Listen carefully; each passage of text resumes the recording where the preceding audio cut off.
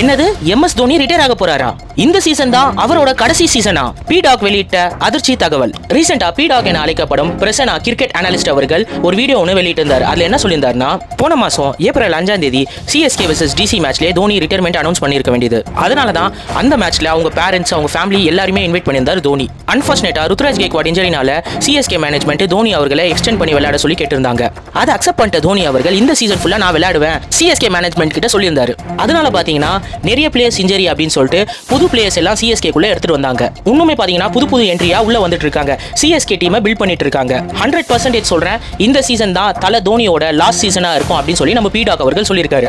அது மட்டும் இல்லாம தேங்க்யூ தல தோனி, எங்களோட சைல்ட்ஹுட் டேஸ் எல்லாம் உங்களை பார்த்து தான் நாங்க க்ரோ ஆனோம் அப்படின்னு சொல்லிட்டு ஒரு கமெண்ட்டையும் போட்டிருக்காரு.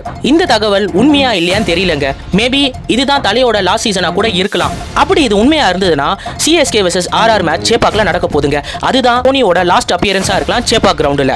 ஃபிங்கர்ஸ் கிராஸ்ட், வெயிட் பண்ணி பார்ப்போம் என்ன நடக்குது அப்படின்னு சொல்லிட்டு.